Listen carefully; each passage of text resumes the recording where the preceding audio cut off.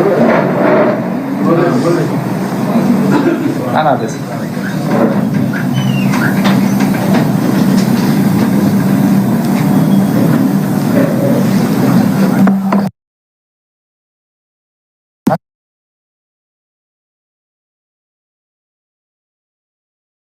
అందరికీ నమస్కారం.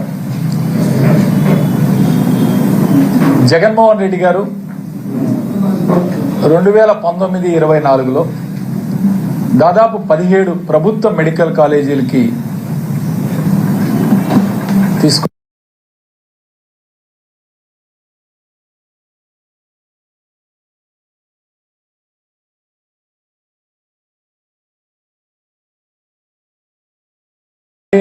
మార్కాపురం, మదనపల్లి, పులివెందల అండ్ ఆదోని, ఈ 5 చోట్ల ఒక ప్రణాళిక ప్రకారం కాలేజీల నిర్మాణం పూర్తి చేసుకోవడం, హాస్పిటల్స్ నిర్మాణం పూర్తి చేసుకోవడం, ఇండియన్ మెడికల్ కౌన్సిల్కి అప్లై చేయటం, ఇవన్నీ కూడా జరిగింది. అయితే ఎలక్షన్ రావటం, ఈరోజు ప్రభుత్వం మారటం వల్ల ఈరోజు ఈ 5 మెడికల్ కాలేజీలకు కూడా ఈ ప్రభుత్వం ఏది కూటమి ప్రభుత్వంలో భాగస్వామి అయ్యుండి కూడా ఎక్కడా కూడా ఒక ప్రయత్నం కూడా చేయకపోవడం చాలా దారుణం. ముఖ్యంగా ఇండియన్ మెడికల్ కౌన్సిల్ పులివెందలకు 50 సీట్లు, అట్లానే పాడేరుకి 50 సీట్లు మేము ఇస్తామని చెప్పి వాళ్ళు అనుమతితో లేఖ రాసిన ఈ ప్రభుత్వం మాకొద్దు, పులివెందల్లో 50 సీట్లు మాకొద్దు, మేము ఈ సంవత్సరం అడ్మిషన్స్ చేయలేమని చెప్పి తిరిగి ఎన్ఎంసీకి, నేషనల్ మెడికల్ కౌన్సిల్కి లెటర్ రాయటం అనేది చాలా దారుణమైన అంశం. ఏమిటి మీకు వచ్చిన నష్టం ఏమిటి నేను అడుగుతా ఉన్నాను. ఈ రాష్ట్రంలో నేను కూడా ఒక డాక్టర్గా చదువుకున్నాను. నేను చదువుకున్నప్పుడు ప్రభుత్వ కాలేజీలో 500 ర్యాంక్ రూపు వస్తేనే మెడికల్ కాలేజీలో సీట్ వచ్చేది. ఈరోజు ఆ తర్వాత ఎక్కడ కూడా ప్రభుత్వ మెడికల్ కాలేజీ స్థాపించడం జరగలేదు ఈ రాష్ట్ర చరిత్రలో. ఈ రాష్ట్ర చరిత్రలో దాదాపు 40 సంవత్సరాల నుంచి ఎక్కడా కూడా ఒక్క ప్రభుత్వ మెడికల్ కాలేజీ కూడా స్థాపించడం జరగలేదు. చంద్రబాబు నాయుడు కేవలం తన హాయంలో తన అనుమాయులకి, తనకి ఎవరైతే ఇష్టమైన వాళ్ళందరికీ ప్రైవేట్ మెడికల్ కాలేజీలు కట్టజెప్పాడు తప్ప ప్రభుత్వ మెడికల్ కాలేజీ రాష్ట్రంలో ఎక్కడా కూడా రాకపోవడం చాలా శోచనీయం, చాలా బాధాకరం. ఒక పేద విద్యార్థి ఇవాళ ప్రైవేట్ మెడికల్ కాలేజీ చదవాలంటే దాదాపు ₹1.5 కోటి ఈరోజు డొనేషన్ అడుగుతా ఉన్నారు. మళ్ళీ దానిపైన సంవత్సరానికి 3 లక్షలు ఫీజు కట్టుకోవాలి. దాదాపు ₹1.5-2 కోట్లు ఖర్చు అవుతుంది ఒక్కొక్క విద్యార్థికి. ఎంతో మంది విద్యార్థులు మెడిసిన్ చదువుకోవాలనే ఆశతో తల్లిదండ్రులు కూడా చిన్నవాళ్ళు, మధ్యతరగతి వాళ్ళు ఇవాళ ప్రైవేట్ మెడికల్ కాలేజ్ చదివించాలంటే ఎంత కష్టతరమైన పనో మనందరికీ తెలిసిన విషయం. అలాంటిది జగన్మోహన్ రెడ్డి గారు 17 కొత్త గవర్నమెంట్ మెడికల్ కాలేజీలు స్థాపించి వాటన్నిటికి ఖర్చు పెట్టి సుమారు 8,500 కోట్ల రూపాయలు దానికి కేటాయించి కొన్ని బ్యాంకు లోన్ల ద్వారా తీసుకొచ్చి కాలేజీలన్నీ కూడా ప్రారంభించి ఒక పేద విద్యార్థి ఒక మెడికల్ ఎడ్యుకేషన్ అందుబాటులో తీసుకురావడం. ఈ 17 మెడికల్ కాలేజీ వలన కూడా దాదాపు 2,550 సీట్లు మనకు అందుబాటులోకి వస్తాయి. 2,550 సీట్లు అంటే సంవత్సరానికి 5 మెడికల్ కాలేజ్ చొప్పున వేసుకున్న 750 సీట్లు. గత 5 మెడికల్ కాలేజ్ గత సంవత్సరంలో ప్రారంభించిన 750 సీట్లు వస్తే ఈ సంవత్సరం మళ్ళీ 750 సీట్లకి మనం పర్మిషన్ తీసుకోవచ్చు. ఆ అవకాశం ఉన్నా సరే ఈరోజు ఆ సత్యకుమార్ గారు హెల్త్ మినిస్టర్ గారు మాట్లాడుతున్నారు, మాకు ప్రొఫెసర్స్ లేరు, అసిస్టెంట్ ప్రొఫెసర్స్ లేరు, స్టాఫ్ లేరు అని. ఈ రాష్ట్ర చరిత్రలో జగన్మోహన్ రెడ్డి గారు 54,000 మందిని మెడికల్ అండ్ ఆరోగ్య శాఖలో రిక్రూట్ చేసుకున్న ఘనత ఒక జగన్మోహన్ రెడ్డి గారు. అంటే 54,000 మంది, ఇందులో డాక్టర్లు దాదాపు 4,800 మంది డాక్టర్లను రిక్రూట్ చేసుకున్నారు. అంటే ఇంతమంది డాక్టర్లు రిక్రూట్ చేసుకున్నా మీరు కొరత ఉందంటే గతంలో ఏం జరిగింది? గతంలో ఎలా ఉన్నాయి ఈ మెడికల్ కాలేజెస్? గతంలో రిప్యూటెడ్ మెడికల్ కాలేజీలో కూడా ప్రొఫెసర్స్ ఉండేవాళ్ళు కాదు. కానీ జగన్మోహన్ రెడ్డి గారు ఈరోజు ఎన్నో ఖాళీలను భర్తీ చేయించి 4,800 మంది డాక్టర్లు తీసుకోవటం, స్పెషలిస్ట్ సేవలు అందుబాటులో తీసుకురావటం, స్టాఫ్ నర్సులను రిక్రూట్ చేసుకోవటం, దాదాపు 54,000 ఎంఎన్ఓలు, ఎఫ్ఎన్ఓలు, ల్యాబ్ అసిస్టెంట్స్, ఫార్మసిస్టులు, ఇలా మెడికల్ రంగంలో 54,000 మంది రిక్రూట్మెంట్ చేసుకుంటే ఈరోజు మీరు ఈ మాట మాట్లాడుతున్నారు. అసలు మీకు చిత్తశుద్ధి ఉందా? మీకు నష్టం ఏంటి? ప్రభుత్వ మెడికల్ కాలేజీలు తీసుకొచ్చి ఇవాళ సీట్లు ఇస్తే మీకు నష్టం ఏంటి? మీ ప్రభుత్వానికి ఇబ్బంది ఏంటో చెప్పాలి. ఈరోజు సత్యకుమార్ గారికి నేను ఛాలెంజ్ విసురుతున్నాను. మీరు అన్నారు చర్చకు నేను సిద్ధమని. నేను సిద్ధం. వైఎస్ఆర్ జగన్మోహన్ రెడ్డి గారి హయాంలో ఏం జరిగింది హెల్త్ సెక్టర్ లో, దీనికి చర్చకు నేను సిద్ధం. మీరు సిద్ధమేనా? నేను సవాల్ విసురుతున్నాను. రండి చర్చిద్దాం వేదిక మీద. ఏం చేశారు జగన్మోహన్ రెడ్డి గారి 5 సంవత్సరాల్లో హెల్త్ రంగంలో? మీరేం చేస్తున్నారు?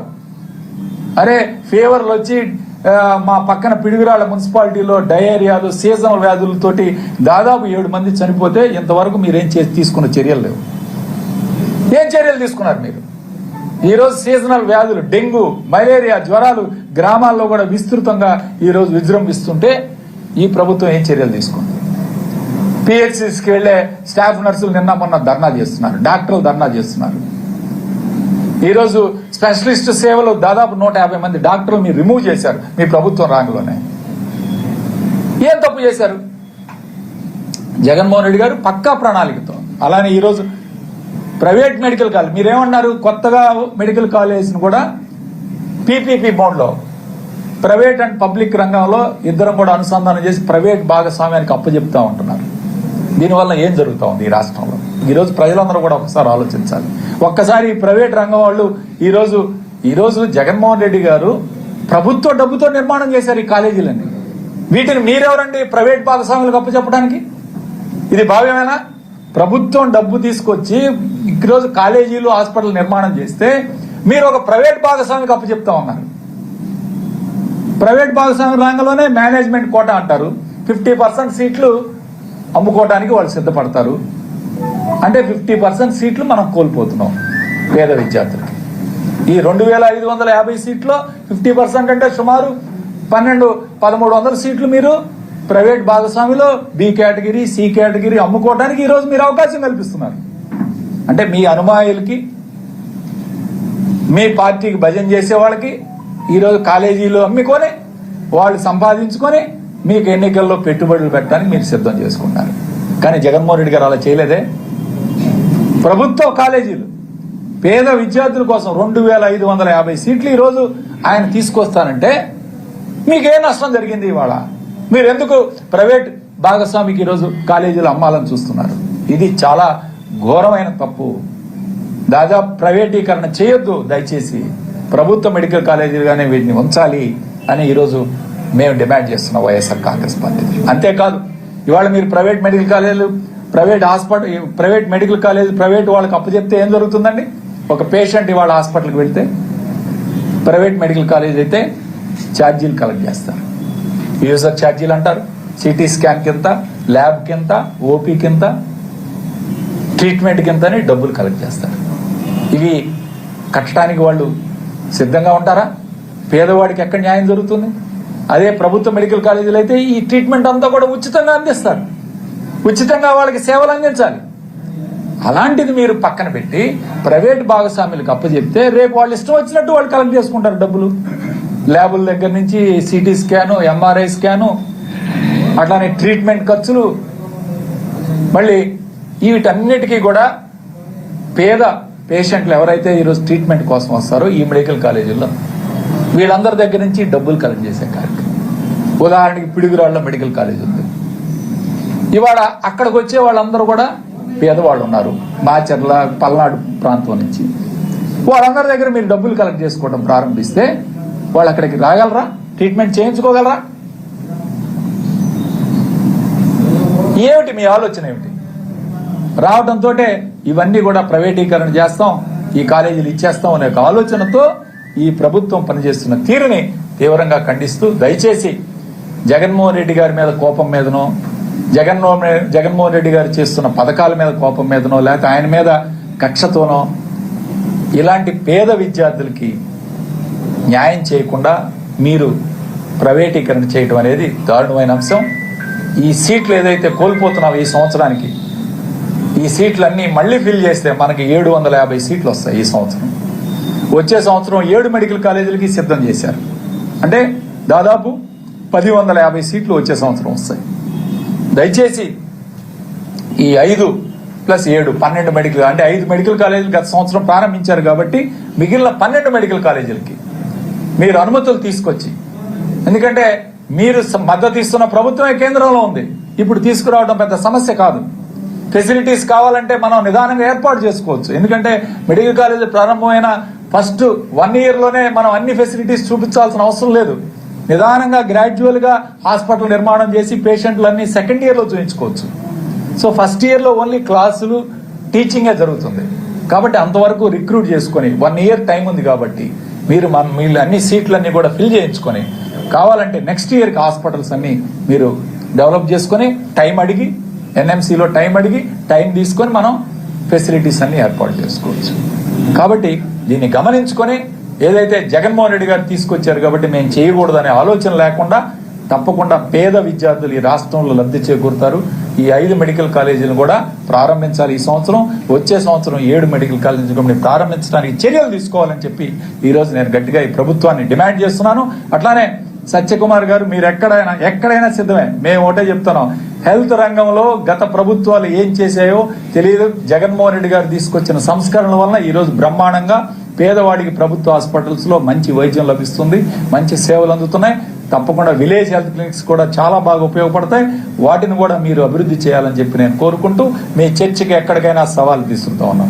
మేము చర్చకి సిద్ధం, రండి, మీరు వేదిక పెట్టండి, తప్పకుండా మేమేం చేసాం విత్ డేటా కూడా మీ ముందుకు వస్తామని చెప్పి తెలియజేస్తూ సెలవు తీసుకుంటాం. సరే, ఎంబీబీఎస్ సీట్లు ఇస్తారంటే రాష్ట్ర ప్రభుత్వం వద్దని చూస్తారు. ఏ రాష్ట్రం అసలు ఏమిటి వాళ్ళకి నష్టం ఏమిటి? ఒక మెడికల్ కాలేజ్ రన్ చేయడానికి, ప్రభుత్వ మెడికల్ కాలేజ్ రన్ చేయడానికి వాళ్ళకి వచ్చిన నష్టం ఈ విధంగా నేను అనుకోవడం ఏ రాష్ట్రం కూడా తిరిగి లెటర్ రాయటం అనేది జరగదు.